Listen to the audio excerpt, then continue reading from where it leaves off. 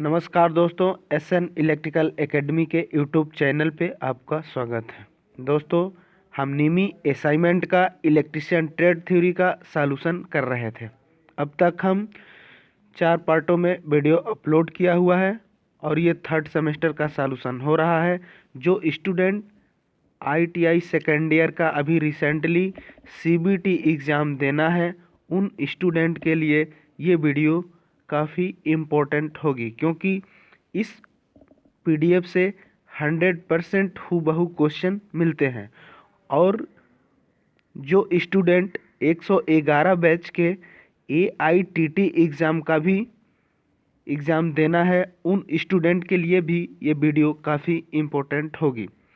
तो दोस्तों, पिछली वीडियो में हम 70 तक क्वेश्चन का सॉल्यूशन किए थे। आज हम 71 से क्वेश्चन का सॉल्यूशन करेंगे। तो दोस्तों, आइए क्वेश्चन देखते हैं। 71 क्वेश्चन जो है, यदि कॉइल पिच पोल पिच से कम है तो वाइंडिंग का नाम क्या होगा। इसमें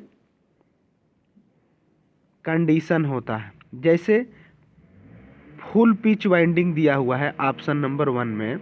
फुल पिच वाइंडिंग का मतलब होता है कि coil pitch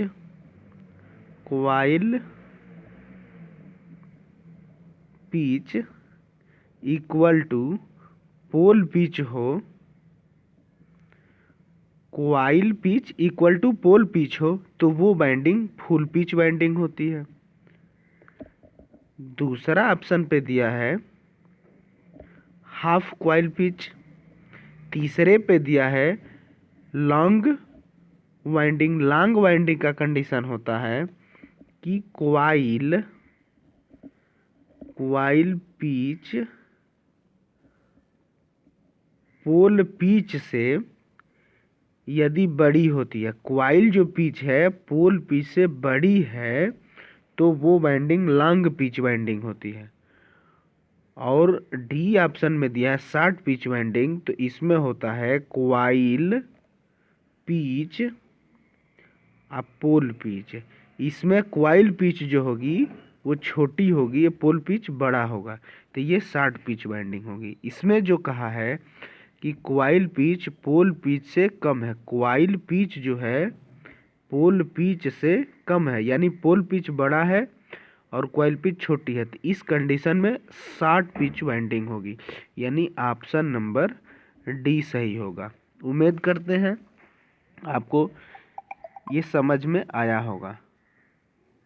next question 71। Sorry दोस्तों, 71 तो हो गया। Next question 72। 72 में दिया हुआ है DC 4 पॉइंट स्टार्टर में होल्डिंग कॉइल से जुड़े श्रेणी प्रतिरोध का उद्देश्य क्या होता है। होल्डिंग कॉइल जो होती है, इसका फिगर ऐसे ड्रा होता है। ये होल्डिंग कॉइल है।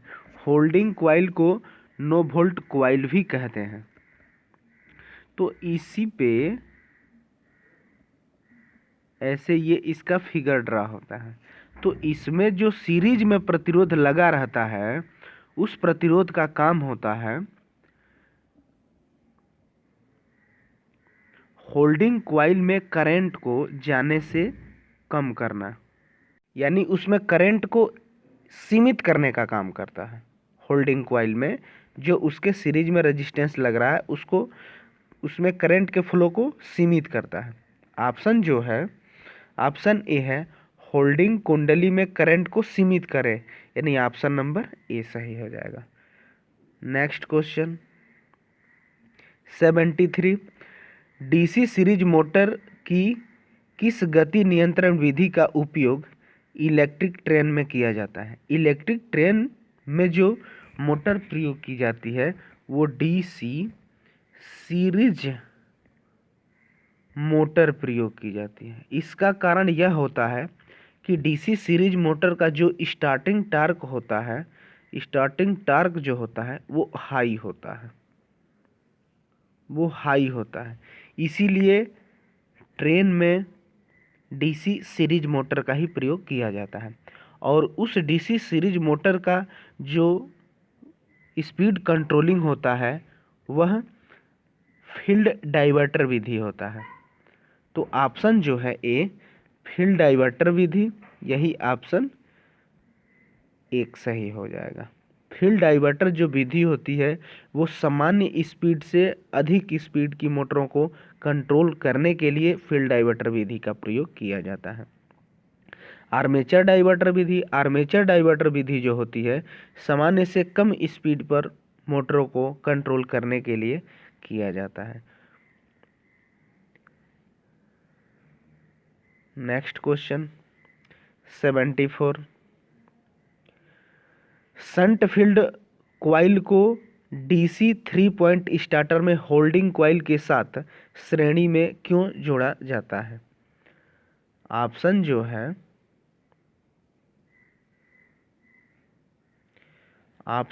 है ए होल्डिंग कॉइल करंट बढ़ाने के लिए, गलत है। बी जो है होल्डिंग कॉइल करंट घटाने के लिए, ये भी गलत है। सी जो है शंट फील्ड करंट को बचाने के लिए, ये भी गलत है। शंट फील्ड खुले होने की स्थिति में मोटर को सुरक्षित करने में, यानी ऑप्शन नंबर डी हो जाएगा। इसका क्या है, इसमें जैसे यहाँ मोटर हम लगा दिए तो शंट मोटर है तो इसके जो आर्मेचर के समांतर में शंट फील्ड वाइंडिंग लगेगी, ये फंक्शन होता है।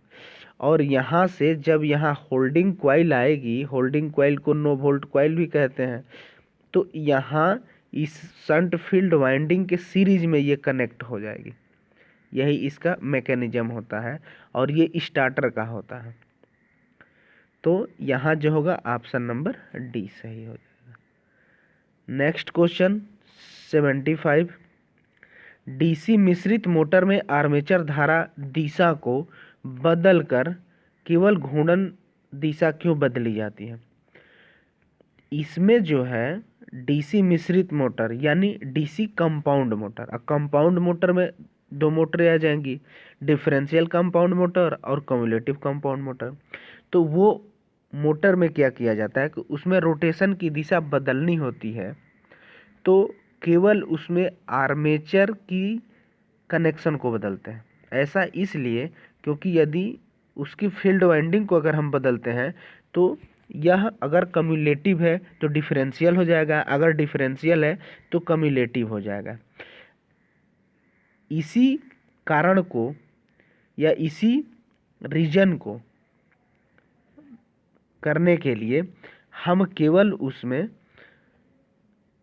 आर्मेचर के कनेक्शन को बदलते हैं। आर्मेचर कनेक्शन को बदलने का कारण यही होता है कि उसकी विशेषता नहीं बदलती है, यानी अगर कम्युलेटिव है तो उसके हम आर्मेचर का कनेक्शन बदल देते हैं तो वो उसकी विशेषता बरकरार रहेगी, कम्युलेटिव है होगा। लेकिन अगर फील्ड वाइंडिंग को बदलते हैं तो वो दूसरे में कन्वर्ट हो जाएगा, अगर कम्युलेटिव है तो डिफरेंशियल हो जाएगा। ऐसा इसीलिए करते हैं। ऑप्शन जो ए है रेटेड गति बनाए रखे, गलत है। बी जो है मोटर विशेषता को बनाए रखने के लिए, यानी ऑप्शन नंबर बी सही हो जाएगा। Next question 76, DC shunt motor में सामान्य गति से नीचे कौन सी गति विधि का प्रयोग किया जाता है, यानी सामान्य से कम पर कंट्रोलिंग मेथड पूछ रहा है।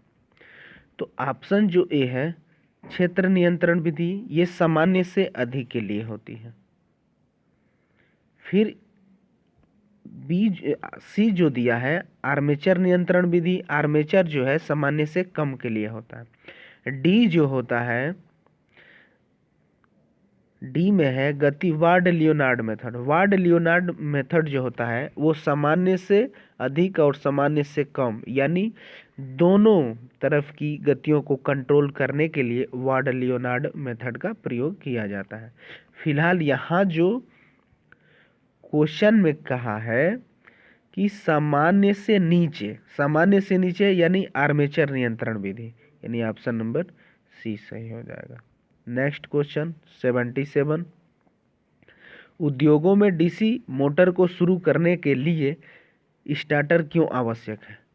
स्टार्टर जो होता है वो इसलिए प्रयोग किया जाता है कि स्टार्टिंग में आर्मेचर करंट ज़्यादा न ले, यानी आर्मेचर करंट को कंट्रोल करने के लिए हम स्टार्टर का प्रयोग करते हैं।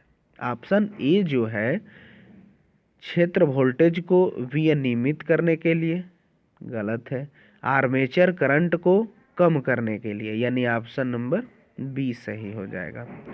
नेक्स्ट क्वेश्चन 78, कौन सी कुचालक सामग्री श्रेणी बी के कुचालक की है? इसमें जो कंडीशन होता है, इसमें टाइप होता है, एक वाई होता है, एक ए होता है, एक बी होता है, एक ई होता है, एक एच होता है और एक एफ होता है। ये टोटल यही 6 टाइप हैं इसके, ठीक है। सॉरी दोस्तों, एक सी भी होता है। टोटल 7 टाइप होता है। अब इसमें कौन किस में आता है, कितना टेम्परेचर होता है, मैं उसको एक बार एक्सप्लेन कर दे रहा हूँ, और इसमें किसमें कौन मटेरियल आएगा। जैसे वाई है तो वाई का जो टेम्परेचर होता है वो 90 होता है, ठीक है। और इसमें जो मटेरियल आएगा वह सामान्य कागज, सूत, रेशम, ये आ जाएगा। अगर ए को कहता है तो ए में जो आएगा इसका जो टेम्परेचर होगा 105 होगा, और इसमें क्या आएगा, सामान्य कागज, सूत, रेशम और तेल से भीगा हुआ कागज, ये ए में ही आएगा। उसके बाद ई हो जाएगा ई श्रेणी में।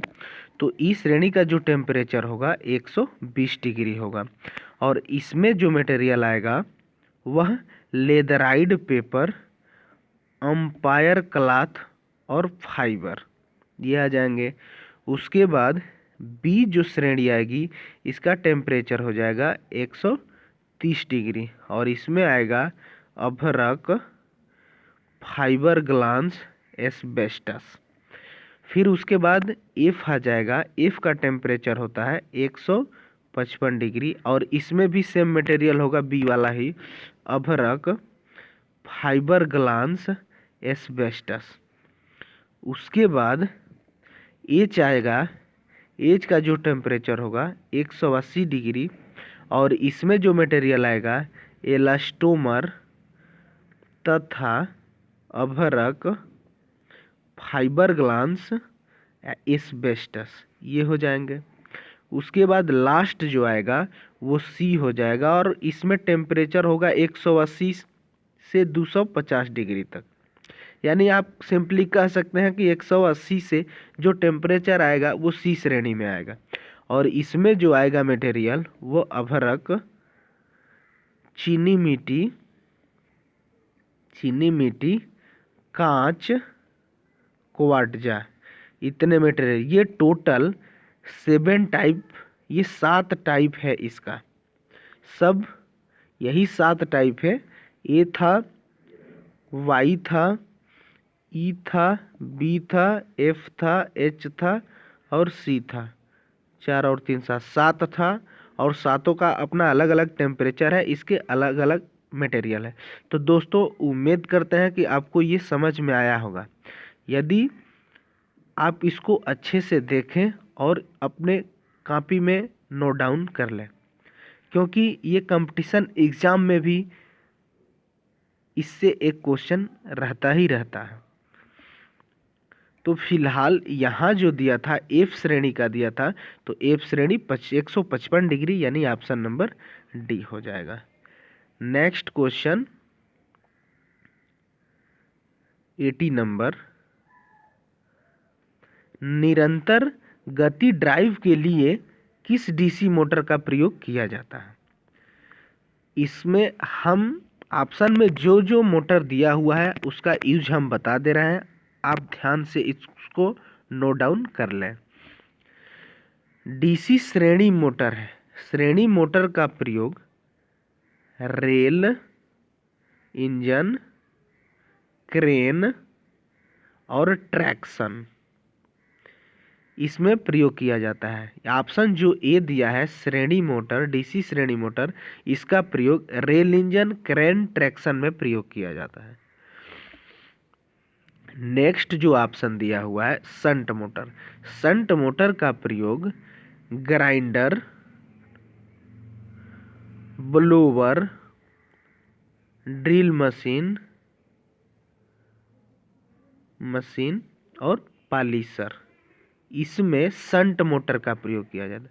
शंट मोटर की विशेषता ये होती है कि ये लगातार कांस्टेंट स्पीड पर चलती रहती है। अगर इस पे लोड ज़्यादा भी होता है तो इसकी गति मामूली सी डाउन होती है, इसीलिए शंट मोटर को कांस्टेंट स्पीड वाली मोटर भी कहा जाता है। नेक्स्ट है ऑप्शन जो है डिफरेंशियल लॉन्ग या डिफरेंशियल कंपाउंड। तो डिफरेंशियल कंपाउंड मोटर का प्रयोग हम करते हैं वहाँ बैटरी चार्जिंग सेट, बूस्टर और पंचिंग मशीन, इसमें डिफरेंशियल कंपाउंड मोटर का प्रयोग किया जाता है। उसके बाद कम्युलेटिव कंपाउंड का प्रयोग हम प्रेस, रोलिंग मशीन, लिफ्टिंग आदि में कम्युलेटिव कंपाउंड मोटर का प्रयोग किया जाता है। तो दोस्तों